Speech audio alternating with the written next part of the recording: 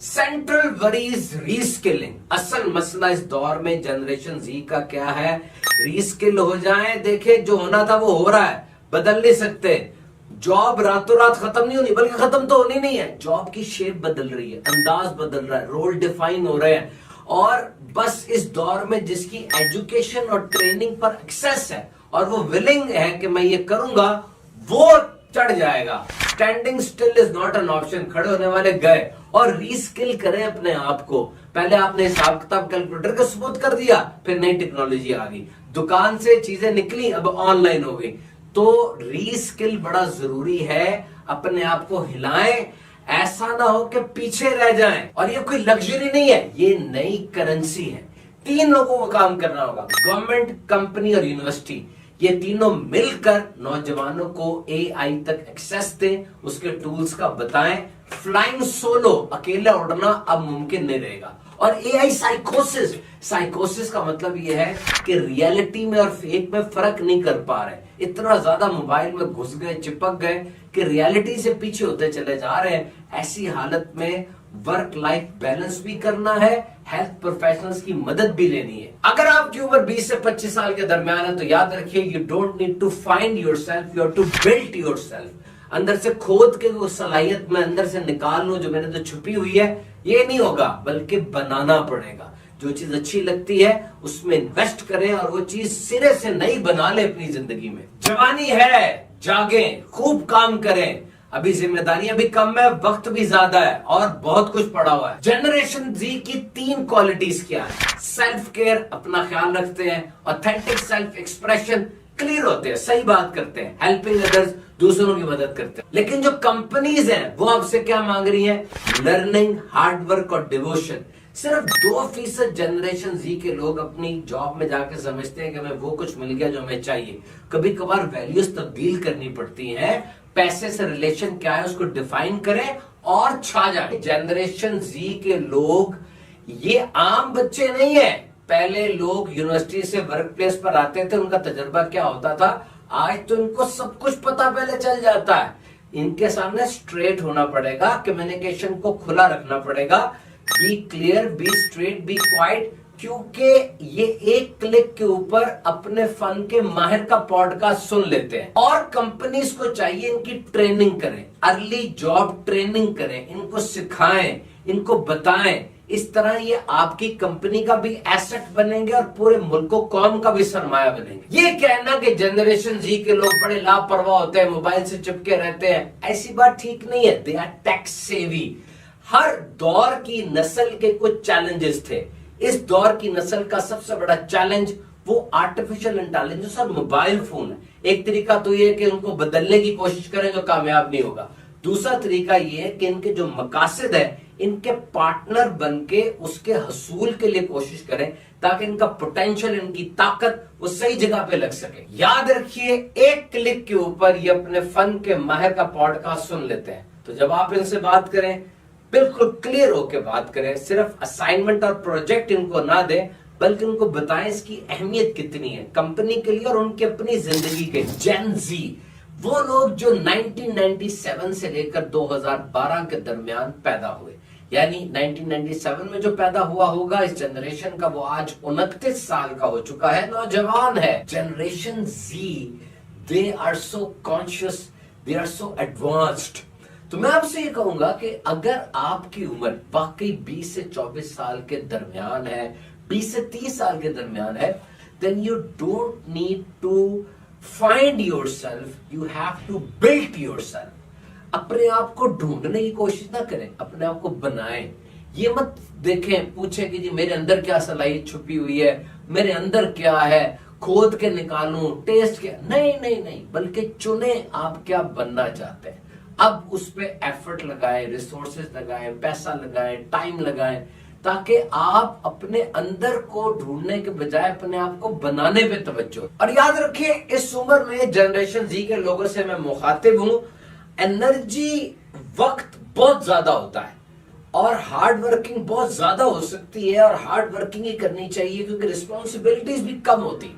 अक्सर का घर वाले सपोर्ट कर रहे हैं, आपकी तालीम को, आपकी जिंदगी को, खाना पीना सब वहीं से हो रहा होता है। So you need to work hard And if you ask me what is the word which we will use with hard work, अगर हार्ड वर्क के साथ कोई लफ्ज इस्तेमाल करना है तो वह मैसिव, यानी बहुत ज्यादा हार्ड वर्क। और अगर आपके गेम प्लान के अंदर हार्ड वर्क नहीं है तो अपना गेम प्लान बदल दें, चेंज कर दें और वो गेम प्लान लेकर आए जिसमें बहुत ज्यादा हार्ड वर्किंग हो, अगर आप तरक्की चाहते हैं। और इसी उम्र में तो हार्ड वर्किंग होती है, ठीक है, नींद भी पूरी करनी चाहिए, नींद का कोटा भी है, आराम भी देना चाहिए, ब्रेक्स भी होनी चाहिए, पॉज, लेकिन ये वो उम्र है जिसमें अगर ये चीजें थोड़ी सैक्रिफाइस भी हो जाए, थोड़ी कुर्बानी हो भी जाए, तो याद रखिए इतना मसला नहीं होता, सेहत में, एनर्जी अंदर इतना फर्क नहीं आता और आप ज्यादा काम कर सकते। अभी तो बड़ा वक्त पड़ा है, बड़ा टाइम है, ये बहुत बड़ा धोखा है, इस धोखे में ना आ जाना। जेन जी के लोगों, याद रखो कल का कुछ पता नहीं क्या हो जाता है, सेहत रहती है, नहीं रहती, हालात कैसे रहते हैं। नंबर 2, चीजें आसान नहीं होती। नंबर 3, आज से शुरू करेंगे तो टाइम लगेगा खत्म करने में। नंबर 4, माहिर बनने में टाइम लगता है, it will take time, so you have to start now. और फिर रुकना नहीं जब तक खत्म नहीं हो जाता। याद रखिए अगर आपकी उम्र 60 साल है तो 30 साल दरमियानी उम्र पहुंच गई, 74 साल अगर आपकी उम्र है, 37 साल में आपका मिडल हो गया, तो ये उम्र बड़ी जल्दी गुजर रही है। जो मिनट्स का कोटा है, देखे कैसे वो खत्म होता चला जा रहा है। अभी आप बैठे हैं, वीडियो सुन रहे हैं, देख रहे हैं, तो आपके कितने मिनट्स लग गए। तो that quota of your life has been finished now, so you have to start now। और मैंने जेन जी की डेफिनेशन आपको बताई कि 1997 से 2012 तक पैदा होने वाले, 2012 से आगे 2025 तक पैदा होने वाले वो जनरेशन अल्फा है। अच्छा, जेन जी की 3 मैं आपको मेन क्वालिटीज बताऊं जो कि रिसर्च बताती है। नंबर 1, सेल्फ केयर, अपना ख्याल रखते हैं। ऑथेंटिक सेल्फ एक्सप्रेशन, यानी ये फेयर है, ये बात करेंगे, हमसे भी सही बात की जाए, हम भी सही बात करें, क्योंकि अवेयरनेस बहुत ज्यादा है। नंबर 3, हेल्पिंग अदर्स, दूसरों की मदद करना चाहते हैं। और जो नौकरी देने वाले लोग हैं, जो ऑर्गेनाइजेशन है, जो एम्प्लॉयर्स है, जो बॉसेस हैं, उनके नजदीक वैल्यू अचीवमेंट, हार्ड वर्किंग और लर्निंग, ये अहम 3 है कि तुम्हें अपनी वैल्यूज को कुर्बान करना पड़ेगा। तुम्हारे जो असूल है, तुम्हें जो चीज अच्छी लगती है उसको छोड़ के तुम्हें कंपनी को इंपॉर्टेंस देनी पड़ेगी, प्रॉफिट ओरिएंटेड होना पड़ेगा। और ये सब चीजें किस तरह से कंफ्लिक्ट में लेकर आती हैं कि तहकीक के मुताबिक सिर्फ 2% जनरेशन जी के लोग वो अपने एम्प्लॉयर्स और अपने बॉसेस की राय से मुत्तफिक हो सकते हैं। बाकी फिर क्या करना होता है, फिर क्लैश आ जाता है। और क्लैश कैसे आता है, या तो सबसे पहले आपको पैसे के लिहाज से आपकी डेफिनेशन क्या है, आपका परसेप्शन क्या है, वो क्लियर करना पड़ेगा कि पैसे की आपके नजदीक कितनी अहमियत है।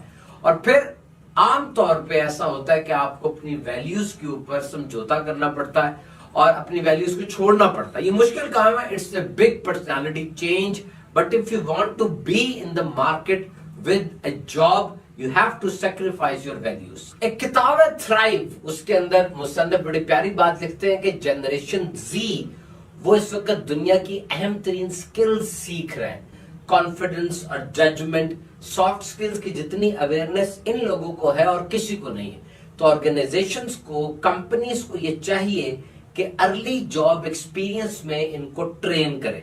पहली बात तो ये है कि जब पुराने दौर में बंदा यूनिवर्सिटी से जॉब मार्केट में आता था, उसको बहुत कुछ सीखना पड़ता था, बिल्कुल नाइव, ग्रीन हॉर्न, ना तजर्बाकार बच्चा होता था वो।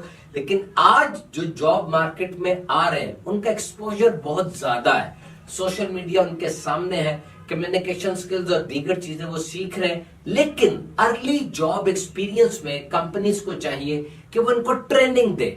इन नए आने वाले एंट्रेंट्स को, जो जेन जी के लोग हैं, उनको बताए, स्किल सिखाए, इससे उनका भी फायदा होगा। और जो स्किल्स वो उनमें देखना चाहते हैं, जब वो खुद उनको सिखा देंगे तो वो उनके लिए बहुत बड़ा सरमाया बनेंगे। ना सिर्फ उनके लिए बल्कि मुल्क कौम के लिए बहुत बड़ा सरमाया बने। 14 से 24 साल की उम्र में इंसान का दिमाग डेवलप हो रहा होता है, ब्रेन कंस्ट्रक्शन इन प्रोग्रेस होती है।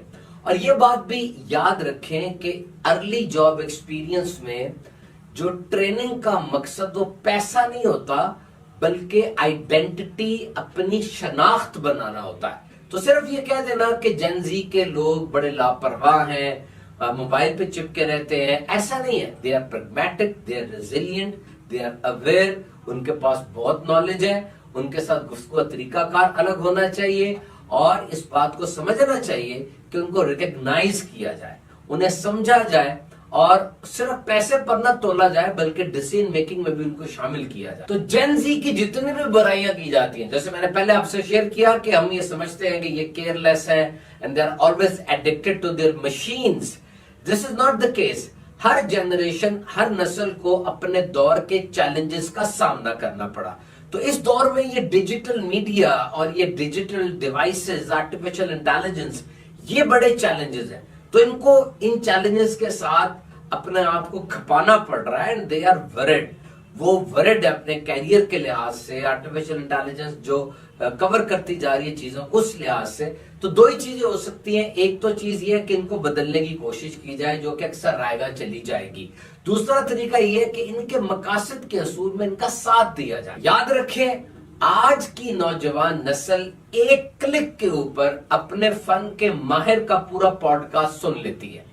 तो अगर आप वेग बात करेंगे, क्लियर बात नहीं करेंगे, असाइनमेंट देते हुए सिर्फ ये कहेंगे काम कर लो, बल्कि ये नहीं बताएंगे इस असाइनमेंट का, इस प्रोजेक्ट का पूरे सिस्टम को क्या फायदा है, तो ऐसी सूरत में आपको रिजल्ट नहीं सही मिल सकेंगे। और याद रखिए, फीडबैक ये जनरेशन जी को बहुत जरूरी चाहिए होती है।